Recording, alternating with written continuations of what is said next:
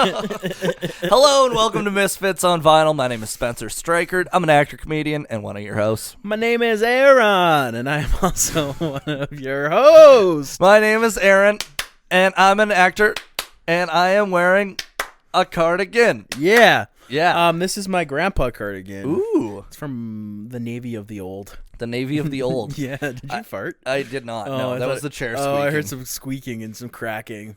It was actually Sam. It was Sam farting again. Sam again. Literally, every episode he's got a rip ass. Honestly, I've gotten used to his fart smells. Yeah, they smell like my own. Remember that time that you took a really gnarly poop? Yeah. Holy fuck! Because right after I took a gnarly poop, because it was like I took a gnarly shit, and then I ran downstairs to get Aaron. Sam was shitting at the same time. Then Sam comes out of the bathroom, and holy fuck, our entire apartment just stunk. The old Hiroshima Nagasaki effect. Oh, yeah. God. Yep. Yeah, in your house. How do you feel about that? You know what? Not that bad. But I was going to say, we're like Regis Philbin, and he's like Kelly Ripass.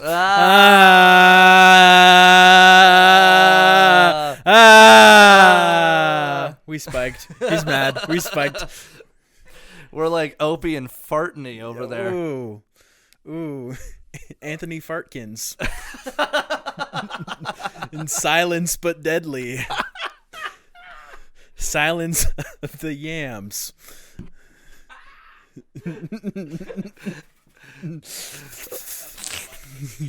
Yeah, before you rip it out. Dude, it's that ass-sucking thing we were talking about Aaron doing in the play. Yeah. Coming up. Yeah, it'll be in 2 weeks from now. Yeah, Sam has gas. Sam has gas. It comes out his ass. Sam has gas. It comes out his ass. Sam has ass. It comes out his gas. Flatulence. Bum ba dum bum bum bum bum. I wanna fart like an eagle into the sea. Fart like an eagle. Yes, my butthole's talking to me. Sam's gonna fart. No, Sam's gonna fart into the future. Farts keep on slipping from the tech man. I can feel it coming from my bum tonight. Oh, Lord. Oh, Lord. I remember, don't worry. During the doohickeys, Sam farted. And he ripped it, and it echoed it. But I didn't blame him, 'cause I knew the reason was he ate too much beans. And kielbasa sausage makes him weak in the knees. Oh, I can feel him farting in the room tonight. Oh, Lord. It smells like Grandpa after 3 days of rigor mortis. Oh, Lord. Sheesh. What a start to the episode. Can you tell we're doing a double record? Yeah. We're a little fried. This will be a fun episode. I don't want no scrubs. A scrub is the thing that comes from Sam's bum. It gets us real high. The passenger side. Well, he rides in my car. So that's true. Of Aaron's ride. Yeah. We're all about the remixes today. Yeah, this is going to be a fun episode. Okay, so if you made it this far, yes. Please tell us what album you would like us to Yes, review. Our little call to action we keep forgetting to do. This. Sam gives us a little wiener smack with a ruler when we don't do it, so we need to do it. Yes. So we don't get smacked with a weenie on the weenie. Sam, the data man comes out. Yeah. That's when Sam the data man Sam the out. data man. He's like analyzing graphs. It's really incredible. Sam actually went to MIT. It's true. Yeah. It's the no, I can't. He has the most important testicle out of all four of us. I was gonna say something really dark, but I was like, no, it wouldn't have even made sense. And then I was like, no, this isn't fucking making sense. And then I stopped, and then I explained it because it's way funnier when you explain when you. It's actually MIT. MIT stands for most intense toots. Most intense toots. He did go to MIT. The most intense toots. That's true. Yeah. And you know what? speaking of toots, I'm going on tour. Yes, you're going on tour. Tour. I'm going on tour. Invermere, Swift Current, Medicine Hat, Kelowna, Victoria, Port Alberni, Campbell River, Courtney, Nanaimo. Come on out. It's going to be fun. My hour is going well. We're having coffee because I'm not drinking right now. Yeah, we've gone sober. We've gone sober. Life sucks now. It's been what? 4 hours we've been sober. Well, I've been sober for a week now. Nice. I actually started sobriety on February 27th. I haven't had a drink. Wait, what? Yeah. Wow, congratulations. Amazing. Fucking congrats to Sam the Tech Man. I have still been consuming alcohol, but I've stopped smoking the weeds. What about that time that we were at cabin and we were testing? Those don't count. Those do not count. Yeah. Maybe I got my dates wrong. That's okay. I've also never listened to 6ix9ine. So everybody tells a lie every once in a while. Yeah, I mean, I'm also, I'm just deflecting. Let's be honest here, everyone. That's what I'm doing. The king of deflections. King of deflections. They call me Brendan Schaub. Nice. 2 weeks in a row. Yeah. Okay. All right. So I would have gone, speaking of people that should stay sober. Yeah, but you know what? I really don't think he should. Speaking of people that should stay away from Bobby Lee. Rip. Yeah, rip Bobby. Poor Bobby. Poor Bobby. I like Bobby. Yeah, he's okay. Bobby's good. Yeah. He's a good egg. He's a good egg. He's a good egg. We have a new segment. We have a new segment. Which has been new now. This is episode 3. And we have a very special new theme song for it. Yeah. We do, actually. We have a theme song. Nope, this is the theme song. So this is Sam's Today in Music History. Sam the Tech Man's Today in Music History, okay? He's got the I got capo. the capo out because this is going to be really good, okay?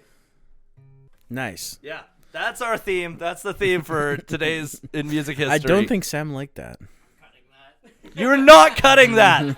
That is, I will hold the guitar all episode and play it if you don't if you cut that. I think it would be really funny if Sam leaves it in where you walk down with the guitar, you're like, this is the theme, and then he immediately cuts it. And then I will be so irate. I hope he does. You bozos. Okay, so on March 29th, 1980, Pink Floyd's Dark Side of the Moon spent its 303rd week on the U.S. album chart, beating the record set by Carole King's 1971 #1 album, Tapestry. The album remained on the U.S. Billboard charts for 741 discontinuous weeks from 1973 to 1988, longer than any album in history. After moving to the Billboard Top Pop catalog chart, the album notched up a further 759 weeks. Sheesh. And had reached a total of over 1,500 weeks on the combined charts by May 2006. Wow. What date is this for? March 29th. March 29th. Okay, good. That's impressive. I did say that. Oh, did you? Yeah, I did. I missed it. It's okay. I was so entranced by your incredible guitar playing. That's fair. I understand. Speaking of guitar playing, 1982, Arthur's Theme, The Best You Can Do, sung by Christopher Cross, wins the Academy Award for Best Original Song.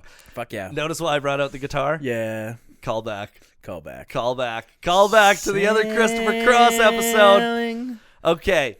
1966, Rolling Stone Mick Jagger was injured during a gig in Marseilles, southern France. Marseille, after a fan threw a chair at the stage.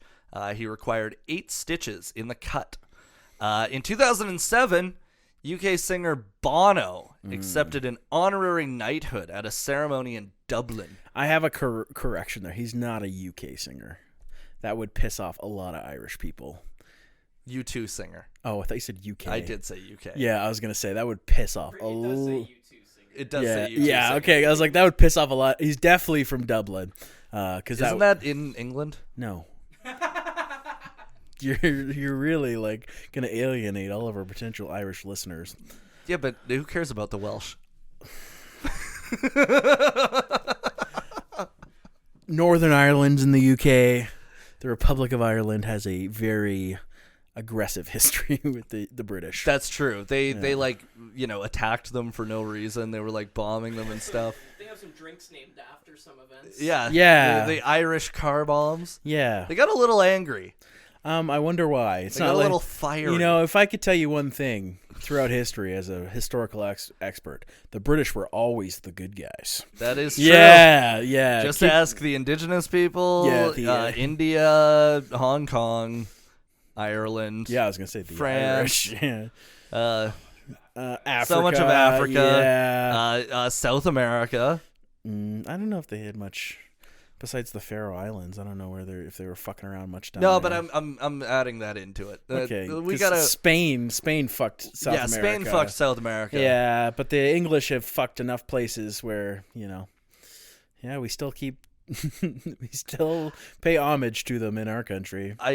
Which is very weird. Mm-hmm. I will say this: if I ever met Bono, I would ask him what it's like living in the UK.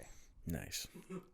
It's okay. I'm not really gonna die on the hill for Bono because Bono's a fucking tool. Yeah, but and I would like to see him be like, "Oh no!" Yeah, He'd get all fucking mad, sing at me. Yeah, it's a good idea. Oh no! Oh no! Oh no! Oh no! I don't live in Middlesbrough. I live in Dublin. Can't you see?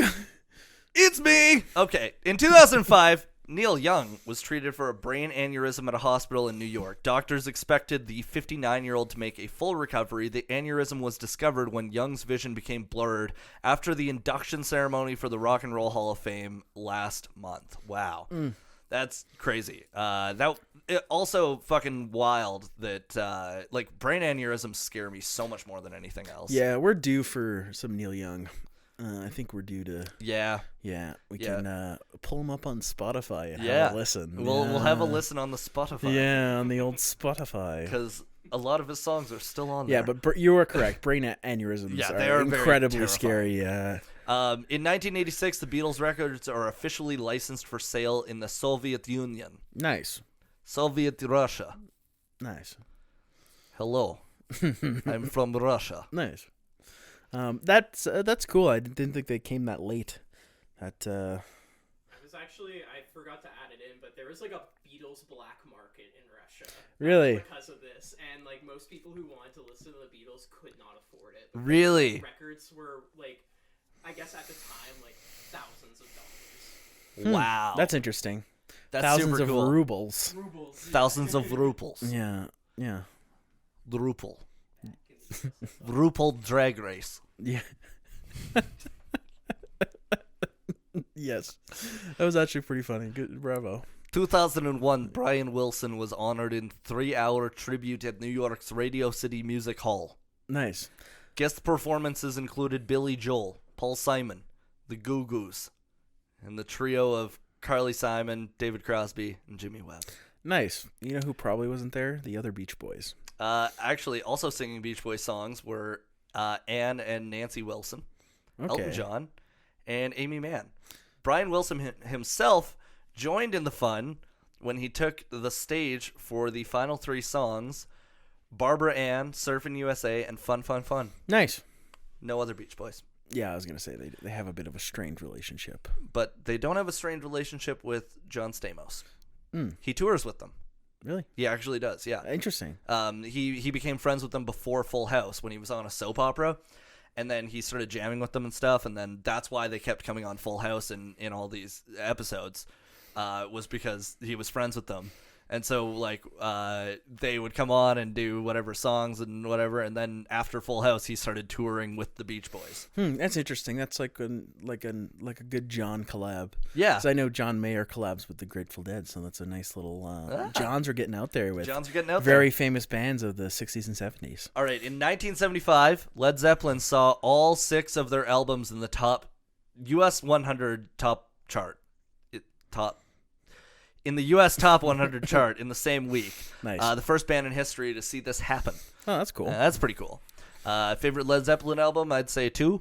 4. 4. Nice. 2015, 72-year-old Norman Greenbaum, who wrote and sang the 1969 hit Spirit in the Sky, was critically injured when the car he was riding in turned left, crossing into a path of an oncoming motorcycle. The 20-year-old motorcyclist was killed and his passenger was severely injured. After a lengthy recovery, Greenbaum returned to the stage in Santa Rosa, California on November 15th, 2015. I hope that when he started that concert, he said, "This one goes out to the spirit I put in the sky." Yeah, I hope so too. I was gonna say he really took the song to heart. Took the song to Yeah, heart. going up to the spirit in the sky. It's where I'm gonna go when you die. When you die, if you're riding a motorcycle, better and I hit you with my car. Anyways, 1795, Ludwig van Beethoven has his debut performance as a pianist in Vienna at the age of 24. Shit. You know what's crazy? Remember when we were talking about Mozart? Yeah. Now we're talking about Beethoven. Nice. But not the dog. I was gonna say, I was like, whoa, the dog lived all the way from Played piano. 1700s all the way to he was already 24 the then. 1990s. In dog years, that's like 85. Shit. That's fucking wild. Not only was he a great pianist, he was really good at other things. Yeah. Yeah, like drooling and volleyball. No, that's Air Bud. I was getting them confused too. Beethoven is just like a giant dog that fucking drools everywhere. Oh, right. Yeah, that's Air Bud's St. Bernard, right? Yeah, Air Bud is the one that's good at sports. Yeah, right. But my favorite spin-off of that. Why is that not? Oh, okay. Actually, I have to fucking. Do you want to talk about MVP, most valuable primate? I have a different thing. I convinced someone one time. Yeah. That I was a child actor. And that when I was 5 years old, I starred in a movie called Barksketball with Jason Bateman playing my father. Nice. And I created some fake images for it. And I sent them the poster and everything. And then the more I thought about it, I was like, this actually would be a phenomenally stupid movie, and I should try and see if I can make this. Okay, that's a good one. Now, I have a really niche fucking movie that's a terrible one. Like The Adventures of Food Boy. You know about this? Do you ever heard about this movie? Sarah actually turned me onto it, but it's like the guy that plays Ryan from High School Musical, like Sharpay's brother. Yeah. He's a kid in high school, and he has superpowers, but his superpowers is like just food comes out of his hands. Yeah. He can solve world hunger. Yeah. The trailer is incredible. I know this meme. It's the bread meme. Yeah. So he's like, oh, shit. He's in the bathroom and he's like bawling his eyes out and he can't stop shooting bread out of his hands. Yeah. He's curled up in the bathroom and he's like, and just like fucking pieces of bread keep coming out of his hands. Wow. Yeah, it's a fucking great watch. One of those ones you can't be missed. I was actually gonna ask you to put that on Plex, if you don't mind. Yeah. Sarah's been itching for a rewatch. Wow. Yeah. So The Adventures of Food. It's called The Adventures of Food Boy, right? Yeah. Fucking yeah. I'm gonna check that out. I think it's like it's not. I don't think it's Disney, but it's like he was on Disney. Like this is around the time he was doing High School Musical. Yeah, it was great. That's so funny. It's a really good watch. Okay, so it's a Netflix movie, 2008, before they were streaming. This was a Netflix made movie that they sent. This is the Netflix original. wow. Yeah. So That's 2008 fucking Netflix crazy. original. Yeah. Okay, so releases on March 29th. Okay. 2019, Billie Eilish released her debut studio album, When We Fall Asleep, Where Do We Go? To the spirit in the sky. A special one, Supertramp released their 6th LP, Breakfast in America, in 1979. Cool. Which I have that one. Nice. We maybe do that sometime. Yeah, I we like should, Supertramp. We should do that one. That one I would say is probably their best album. Nice. Also, I've had both my parents were like, you should review that one on the podcast. And I was like, I have it. They're like, we know. I'm like, okay, cool. Our first request. I'm looking forward to it. Yeah, it was my parents, though. So I Yeah, don't really still count counts. that. Yeah. I like your parents. Yeah, they're cool. They're all right, folks. I've only met your mom the one time, I think, and maybe twice. I think I met your mom twice. Yeah, I think so. Yeah. Yeah. Yeah, I think you've only met Leon. Yeah, I've only met Yeah, Leon. yeah. And Liam. Yeah, you met my brother. Yeah, I met your brother. Nice. I have not met your mother. No, it's okay. I have met your sister. Yeah, you met my sister too. Yeah, because we all went out for drinks that one time. Yeah, after our play. After the weird fucking play that we did. Yeah, that's a fever dream. Conglomeration of a bunch of short fucking stories that high schoolers wrote that had no ending. No. There was one where it was, I'm not kidding, Aaron and I just improvised it because we couldn't fucking learn it because it was so bad. And then we would just laugh our asses off every single night we broke character. Yeah, fuck, man. I can't. There was about that story was incredible. It was like I was a cab driver and you fucking and there was the one line at the ending. I don't remember it. I'd have to see. I might still have the fucking PDF of all the scripts. But there was one line at the end and we couldn't say it with a straight face. We could not get it through it because it was a stupid pun. And it just made me laugh so hard. Also, I had to do Russian impression. That's where you learned it. Okay, that's why that felt familiar to me. Yeah. Sorry, sir. I didn't mean to crash cab when you were in back I've erased that from my memory because I remember the one time we came out on stage and absolutely nobody was there. Oh God! There was one person sitting in the front row and that was it. You know what? I love that though. And there was like funny. 40, 50 chairs and empty theater in a basement of a church. I forgot about that. Yeah, and the one we had like, I don't know, we did like 7 shows or whatever, and the one night we came out there was absolutely nothing there. And I remember the one time we were like running our lines and we got stupid baked and we were trying to run our lines. Yeah, that did not work. No, it didn't work well at all. We just fucked around. Okay, in 2005, Weezer releases Beverly Hills, the lead singer from their Make Believe album. That was the very first Weezer song I ever heard. I also would dig that song for quite a few years, and then I found better Weezer songs. Yeah. Island in the Sun. Yeah. Yep. Yeah. I like Buddy Holly more, and I like some of their earlier stuff. I have great memories of Sam the Tech Man and I cruising around in like September of 2019 listening to like a Weezer. I think it was like a best fucking hits album. And like we were just like we pulled out at one place. We were like pulling out onto like 14th. And it was our right of way to turn on. Mm-hmm. And this lady was like, had her signal on like she was going to turn off on the street that we were turning off from. And then she just blew through and almost fucking smoked us. And she rolls down her window and she's like, what the fuck is that?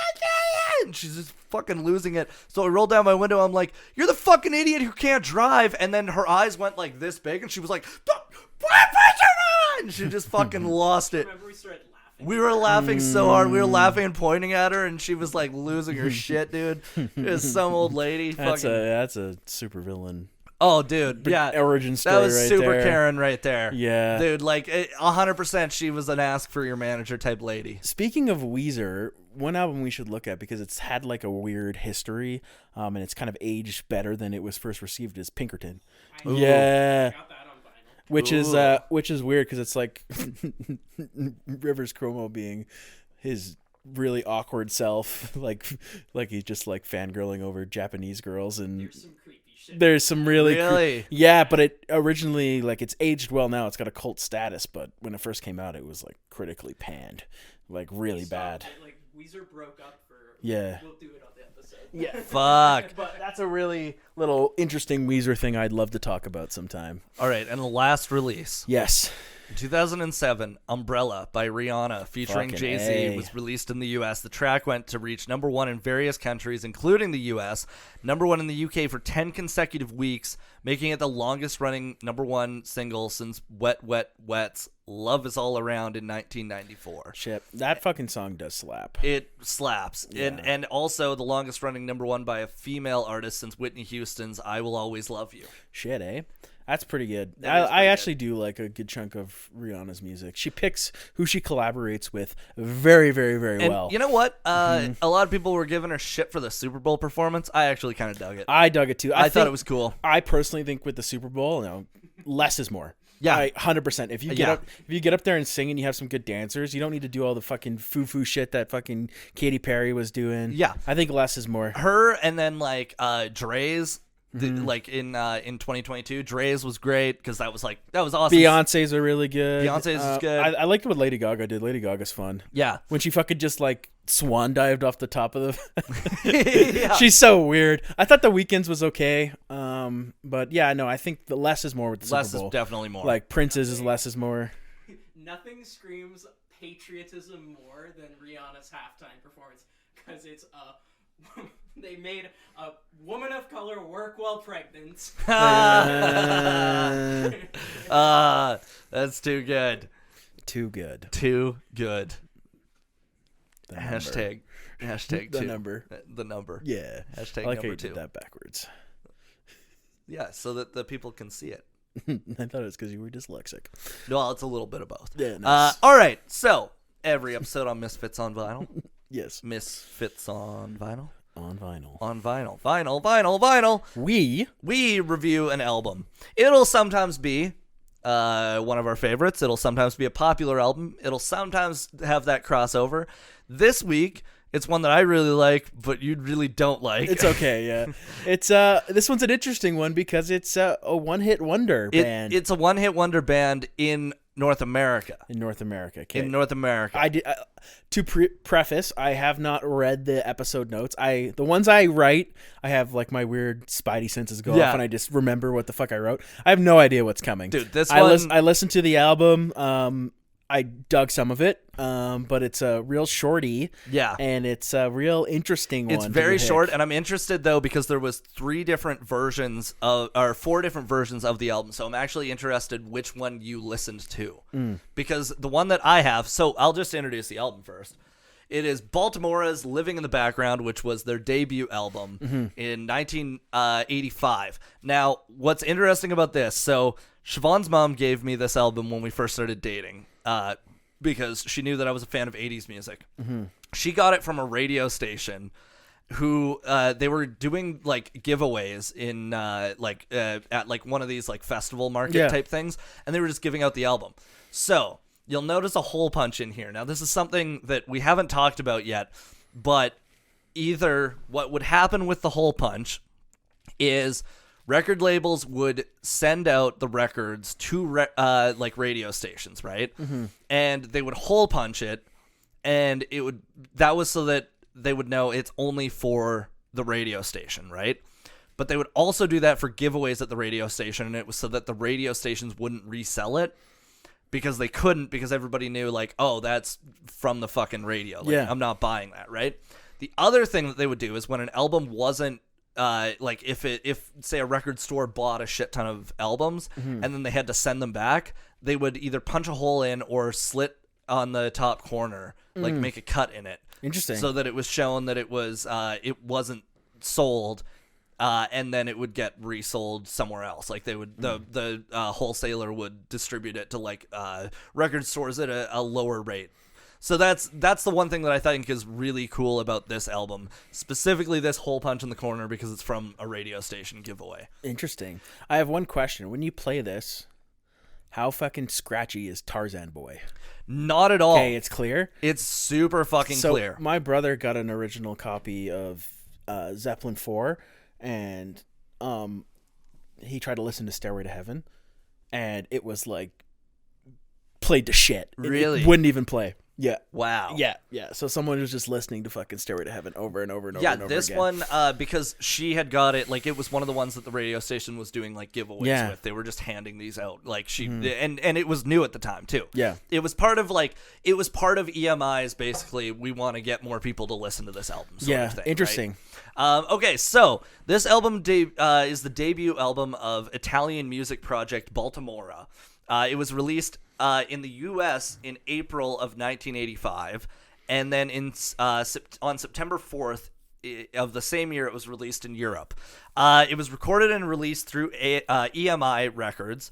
It's an Italio disco / 80s new wave record. Maurizio Bassi, who is like the lead of the group, produced and arranged the entire album, as well as playing keyboard and piano. Jimmy McShane, who is on the cover, performed lead vocals, but only possibly. because there's a rumor going around that it was actually Mauricio Bassi who did all of the vocals, and Jimmy McShane, because he was a really good dancer and performer, was lip syncing in all their music videos. So like a Milli Vanilli sort of deal. Like a Milli Vanilli sort of deal. Or like a Troy, we're talking High School Musical, like Troy Bolton. And like Troy Bolton. Like Zac Efron. Interesting. Yeah. So I was going to say Jimmy McShane is the least Italian name of all time. He's from Ireland. Okay, yeah. I was going to say, well, Jimmy McShane. It's my name is Jimmy McShane. Yeah, no, he's from Britain. Okay, good. Yeah. Britain. Yeah, we're going back to this. Ireland. Nice. Continue. Okay, so Maurizio and Naomi Hackett co-wrote all the songs. Wonder if she's related to Jack Hackett, our friend in the Doohickeys. Could be. Shout out to Jack Hackett and the Doohickeys. Okay, so Maurizio and Naomi Hackett co-wrote all the songs. Hackett also wrote many songs for the Italian pop star Anna Oxa, and later co-wrote Nasty Girl for Destiny's Child with Beyonce, Anthony Dett, and Bassi. Fuck yeah. Bassi actually helped co-write all of that album with Destiny's Child. Interesting. So he's got a weird fingerprint on music, even though he's a one-hit wonder. Yeah. He's one of those people that it was like the stars just kind of aligned for this group at this moment in time, which is something similar to like in modern music. Like I know she makes a lot of really good pop albums, but like Carly Rae Jepsen is also considered like a one-hit wonder, but she writes a lot of music as well. Other artists. So similar sort of vibe. That's cool. Yeah. Mixing engineer Jørgen Coopers, who I'm assuming is Norwegian or Swedish or Finnish. Danish. Or Danish. Mm-hmm. He was also he was the mixing engineer, and he was super prolific for his time. He worked a lot with Donna Summers and also with Stevie Woods. Nice. So super cool because like very different styles. Like Donna Summers, more disco, and Stevie Woods yacht rock in the fucking truest sense of the term. And the saxophone on this album was done by Claudio Pascoli, who worked on a ton of albums, including Robert Palmer's Don't Explain, which had UB40 on all of the backing vocals. Nice. I thought that was just a really cool fun fact. That's a little nice fun fact, definitely. Okay, so about the artists here. Not much is documented about Mauricio Bassi other than he had released 2 solo singles in both 1974 with Welcome to Costa Smeralda and in 1981 with Dutito un Pop. Jimmy McShane, on the other hand, was born in Derry, Northern Ireland. Hired as a stage dancer and backing singer, he soon went on tour in Europe with Dee Dee Jackson and her band. During a visit to Italy with the band, he was attracted to the country's underground dance scene, which led to him settling in Milan in 1984. Interesting. In early 1984, Bassi and McShane met each other, and McShane at the time was working as a medical technician EMT for the Red Cross in Northern Ireland. And they decided to form a band fronted by McShane since he was a trained actor and dancer. And he had tried to previously get into like the West End scene, theater scene. So Bassi recruited prominent Italian session musicians to record their first album, such as Giorgio Cavalli on guitar and Gabriel Lilli Milato on drums. Fellow Italio disco producer Tom Hooker has claimed that Baltimora's lead vocals were performed by Mauricio, as he had done with Carrara, and McShane sometimes provided the backing vocals. So it's kind of like a lot of people in the industry are saying that like McShane was not actually singing on any. Interesting. Of the albums. That's a weird little thing that they did. I don't know why they wouldn't like just have the other people sing. I mean, McShane looks like somebody who would have been an 80s pop star, though. It's true, yeah. He does have the look. He does have the look. You got the look. The bulk of Baltimora's songwriting fell on Bassi and American lyricist Naomi Hackett. After the success of Tarzan Boy, Living in the Background became a pretty big cultural hit all across the world. The second single Oh, wait. Baltimora performed on American TV show Solid Gold in 1986, which helped further their success in America. And their second single, Woody Boogie, also gained notable success, entering the top 20 in Germany, Switzerland, and Sweden. So what's really interesting is this was very popular in Europe, popular in Canada, and in the U.S., it was like, yeah. Interesting, because they still play Tarzan Boy on the radio fairly often. Yeah. And it is I don't know, it kind of falls into there's that weird 80s category of one-hit wonders that are kind of themed. Yeah. It fits really well into that category. 100%. Yeah, there's Mr. Roboto, Weird Science or whatever. Yeah. Yeah. Oingo Boingo stuff. Yeah. It kind of, that weird niche 80s thing. Yeah, it's pretty interesting. It's super fucking weird. So their second album, Survivor in Love, was released selectively in 1987 in Italy, Germany, the UK, Japan, and Mexico. McShane actually wrote the lyrics to the track Survivor in Love on their second album. That was the only one that he had a songwriting credit Interesting. on. The album was later re-released in 2003 on CD to all the countries that it wasn't originally, including the US and Canada, due to the current dance pop rise in those years, as well as for Baltimora fans who had not received the original LP in their home countries. Now, the reason that the album was not released in certain countries in 87 was because of poor sales of the singles outside of Tarzan Boy. So basically, EMI Records was like, this is all going to be hits. This whole album is going to be hits. We're going to release every single song as a single and see what works. And obviously that's not how music works, and we kind of know that. But they got really greedy because of the success of Tarzan Boy. They decided, let's release fucking everything as a single. Nothing else really did well. The album had already been sold a fuck ton. So who's going to go and buy the single when they already have the album, right? So they kind of got shafted by the record company in that regard. Now, when Baltimora's second album, Survivor in Love, and the single Kiki Karimba failed to chart, they lost label support, and Bassie decided to disband the band. Now, Jimmy McShane was diagnosed with AIDS in Milan in 1994, and a few months later, he returned to Northern Ireland to spend his final year and die in his native Derry on March 29th, 1995, at the age of 37. Shit, eh? Guess what day this episode's coming out on? That day? March 29th. Shit. So that's another this year in music history. Wow, that's a cool little tie-in. Not a cool little tie-in. No, but that's a interesting little coincidence there. That's and you were, I guess I have to preface, you are correct. He is British. Yeah. He's from the UK. He is from the UK. He's from Northern Ireland. That's a shame that he died. It sucks. Yeah, and a family spokesperson issued the following statement after his death. He faced his illness with courage and died with great dignity. In the center of Derry, a commemorative plaque was bestowed upon the grave of McShane and his father, who had died 3 years prior. Now, Bassie has since then made no singles or contributions to the music industry apart from that Destiny's Child album. However, both of his sons are active in the music industry. Ooh, interesting. I could not find where they were active, though. It was really hard to find anything about them. Yeah.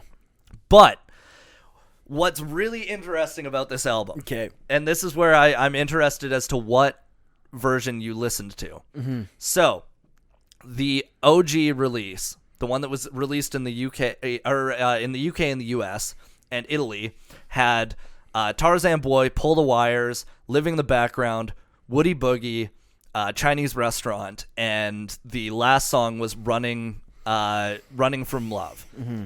Now, the Canadian release included the single Jukebox Boy, and the release in the rest of Europe had a different single on it. And then in 1993, when they did a remaster, they also included Survivors in Love. Okay, so I was listening to the version that you mentioned. Tarzan Boy, Pull the Wires, Living in the Background, Woody Boogie, Chinese Restaurant, and Running for Your Love. Okay. So the same cover, all that sort of stuff. I was listening to the one on Spotify. Because they all had the same cover. That was the other thing. Okay, interesting. So what I think is interesting, though, is that like Siobhan's mom got this one from a radio station. What I think is really funny about it is she got it from a radio station in Calgary, and yet it's the American and UK version. That is strange. So I thought that was pretty cool. Okay, notable tracks on the album. I had put Jukebox Boy because it was a Canadian exclusive release. But Tarzan Boy was number 13 on the Billboard Hot 100, and it was number 1 in Belgium, Finland, France, Netherlands, and Spain, and number 2 in Austria, Ireland, and Sweden. It was certified gold in Canada, France, and Spain, silver in the UK, and the song is used by AEW wrestler Jungle Boy, who's the tag team world champion, and featured in the movies Beverly Hills Ninja, The Ninja Turtles 3, nice, and the TV show The Goldbergs. Pull the Wire, which I would say is my personal favorite song on the album, which takes a very drastic, different approach from the first song, where, you know, Tarzan Boy is like very drum heavy and like fucking, you know, this choral chant and everything. And Pull the Wires is a slow, sort of mid 80s, like almost ballad, sort of song, right? It's got the heavy saxophone in it. Yeah. Chinese Restaurant got a really interesting flute section in it, which I thought was really cool. It is a little, that threw me off. Yeah. Yeah, it did take me. Living in the Background and Woody Boogie, I would say, are very similar songs in their tempo, and it's interesting that they side 1 ends with Living in the Background, side 2 starts with Woody Boogie. They both have that like almost, again, that sort of bringing up a chant almost. Yeah. And then I'm only mentioning it because there's only 6 fucking songs on the record, but Running From Your Love is a fucking awful song. Okay, I'm glad we can agree on that. Yeah, I didn't enjoy that track very much. I mean, I do really like Tarzan Boy. Yeah. I can agree with you on Pulling the Wires. Yeah. It's probably, in my opinion, it's the second best track on the album, but for me, the rest of them are kind of, they're kind of mid for me. And, you know, like, I kind of think, like, because for me, I would rank it like Tarzan Boy, Pull the Wires, Chinese Restaurant, Living in the Background, and then Woody Boogie, and then, I don't even want to fucking say the song again because it's so bad. But, yeah, okay, so reception of this album. Music Week gave it 3 out of 3 stars. Nice. Discogs, which is, you know, user generated, it's sitting at 3.33 out of 5. AllMusic gave it 4 out of 5. Albumoftheyear.org gave it 50 out of 100. Nice. But it peaked at number 49 on the US Billboard 200, number 18 on the Swedish album charts, and 26 on the UK charts, and it was certified gold in Canada. Criticisms. Yeah. I think that, okay, and this is my personal opinion on this. I think that the album is well-rounded in that they get to try a couple of different fucking ranges and styles and tones and everything. Like, there's different, the songs do feel different. The only thing that I would say is that I don't really think that anything stands out as much as Tarzan Boy or Pull the Wires. Okay, that was a question I was just about to ask. Like, do you think that Tarzan Boy blowing up the way it did, like, did the band a disservice? I think it did. Yeah. I think that if this album had been, okay, let me put it like this. I think if this album had been like, if that single hadn't been as well received and like maybe it charted, like I think that if all of the, like if they had a few songs that charted but weren't like, it wasn't just like Tarzan Boy is fucking everywhere in 1985, I think that their next album would have been better received. And it didn't really have a chance to be received because it wasn't released in a wide way, right? No. So I think that is true, that they were done a disservice by the popularity of Tarzan Boy. And I mean, in all honesty, I didn't even know the name of the fucking band that sang Tarzan Boy. I just knew the song. Yeah. They still play it on the radio. When you messaged in the chat, like, oh, let's do Baltimora, I literally was like, what is that? That's what I responded with. I was like, well, what is that? And then I had to Google quick, and I was like, oh, yeah, Tarzan Boy. It's like, okay, we'll do that then. Yeah, very interesting. I mean, I thought there are other stuff. Like, I'm not going to be too overly critical. I mean, it's a very short album. It's certainly, You know, I'm not gonna say it could be shorter. It's 6 tracks, but I think it. But I think they could have had different tracks. I mean, yeah, I think Tarzan Boy stands out in a really good way, and I think the other stuff just kind of falls into the large catalog of okay 80s synth pop, trying to emulate other bands, trying to be, you know, playing with the trends, like the same way now. This is that calculated pop that we were talking about before, you know, and that's why it's an Italian music project and not a band. Yeah, you know. So there's there's something about that track Tarzan Boy that's endeared to people, 45 years later, whatever it is, right? 40 years later, that people still love that song. But I think overall as a whole, it's really not. What is it? 30? I guess it'd be 36 years later now, or 30. Yes. Yeah. So 36 years later, that track. 38 years. 38 years later, that track is very, very popular. Still played on like all the radio stations. All the 80s, you'll hear Tarzan Boy at least 2 or 3 times a week. So there's something about that track specifically they captured. Something in that. I can't really say I put my finger on what it is, but they were unable to do that on any of the other tracks. I find all the other tracks are pretty non-memorable. I will agree with you a little bit that Pulling the Wires is a good song. Which I'm actually surprised that one was not released as a single. Yeah. Because that they released Woody Boogie and Living in the Background, which I mean they're good songs, but they're not like Pull the Wires is such a strong single. Yeah, I think it would have. I think maybe the marketing let them down a little bit too. Yeah, and it's weird too, like all this weird stuff about who's singing, who's not singing. I'm sure that played a little bit into. Like when they bands at that time, you'd be touring, you'd be doing all that sort of stuff. It's weird that was going on, and they weren't really a touring band. Yeah, that's weird. That's weird. They had one appearance on television. Yeah, and then they had a bunch of music videos, and they sold a fuck ton of records. No, so I mean, I've seen the music video for Tarzan Boy. Yeah. So it's a weird little thing that happened with them. I mean, poor marketing. It sounds like they didn't have a good relationship with their record company. Awful relationship. Yeah, but it's funny because the only reason that they had a relationship was because of Mauricio Bassi. Other than him, it would without him, none of this would have happened. Yeah, but I don't want to, like I said, I don't want to be too critical because I do think it's better than Steve Winwood's Talking Back to the Night. Yeah, you think so? I think that it's better. I would say it's a little more distinct. This is the same problem we had with that album. Is one track is standout and historical. I mean, same thing with it's a little different with the MGMT stuff, but MGMT, 3 tracks that really defined an era. This track is, if you look at a list of 80 songs, top 80 songs, I'm sure it would be on the top. It's on a fuck ton of the top 100 lists and whatnot. Yeah, and I mean, same with Valerie from Steve Winwood. Yeah, but the rest of the album is shit compared to their big track. And I wouldn't even say necessarily shit, but not nobody knows what the fuck it is. I guarantee you, if you put Pull the Wires on and asked anybody who do you think this is, they'd say something fucking stupid. They'd be like Richard Marx. It would be something like that. Which also it does kind of sound like a Richard Marx song. A little bit, yeah. I will say that a little bit, but yeah, no, I'm gonna try to because I think there is some value in the one track, and like I said, the fact that it's short, I think helps it in our rating system, just because there's a lot less other things to take away from the main track. There's a lot less to consider, I think, which makes it easier. So let's get into the rating of the album. So every week we review on out of 10, we rate on technical, musical, lyrics, album art, reception, and does it hold up.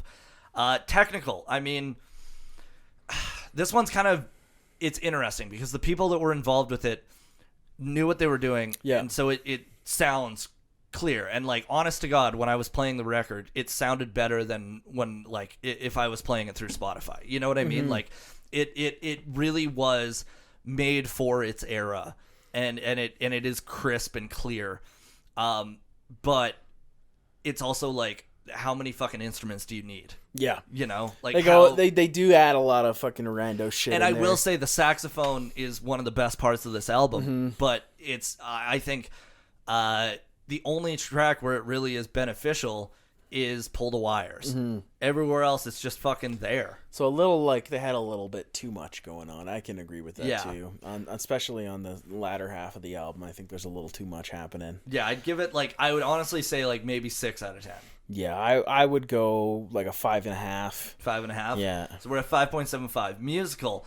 I mean, musically, like the instruments that are not electronic on this are done really well, and I think like there's a lot of talent to be said for the session musicians that have fucking done a lot. Like a lot of them were on like I was looking through all of their like discogs, and it's like every big Italian pop star of the time had these guys in the studio. Yeah. So it's like there's something to be said for that, and there is something to be said for the arrangement that Bossy did with this, where I think that like some songs like Pull the Wire and Tarzan Boy, it works really well. Other songs, not so much.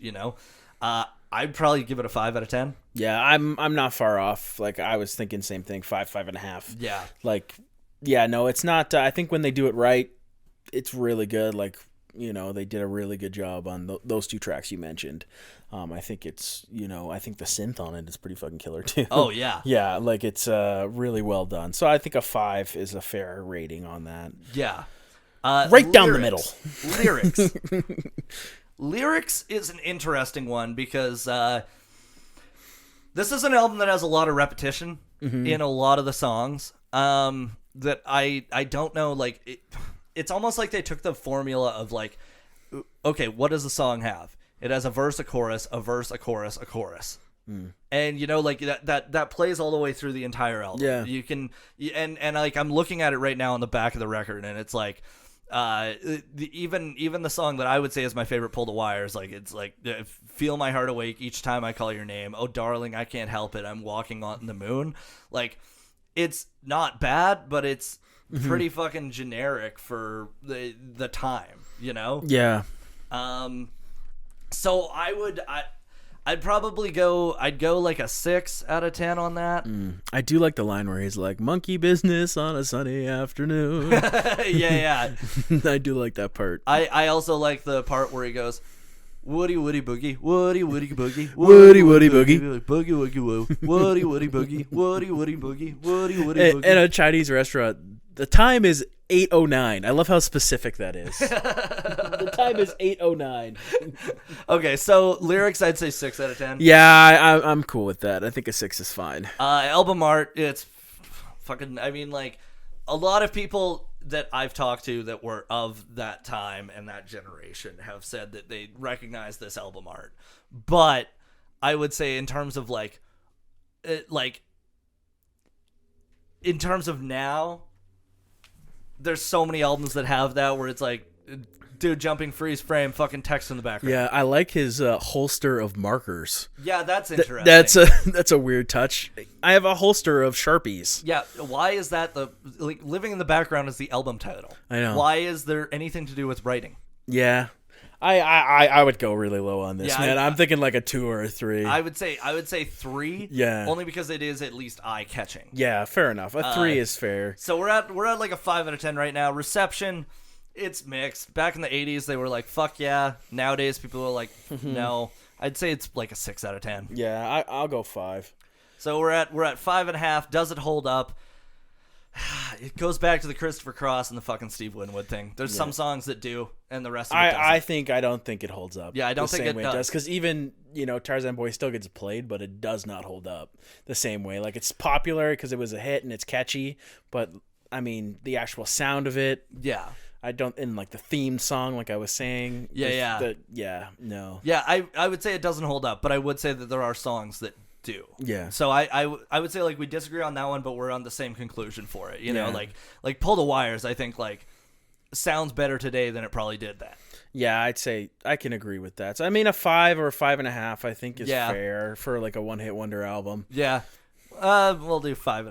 Yeah. I'm gonna bump it up a little bit. Dealio. All right, that was Misfits on vinyl. It sure was. I was living in the background like Baltimora. I was living in the background this episode. Thank you. Thanks for listening. We love your feedback. Email us, DM us. Do whatever you want. Come to a show. Come to one of my tour dates. Come see Spencer on tour. Come see me at my day job. Anal contusions. Da-da. Thank you for listening to this episode of Misfits on Vinyl, hosted by Spencer Streichert and me, Aaron Walsh, and of course produced by Sam the Tech Man, Sam Lindsay. If you like us, please rate us, subscribe to us, share us. Our socials are Misfits on Vinyl Podcast on Instagram and TikTok. If you want to send us an email with any suggestions or criticisms, we love that shit, so send it away. It's misfitsonvinyl@gmail.com. We love you guys. Thank you.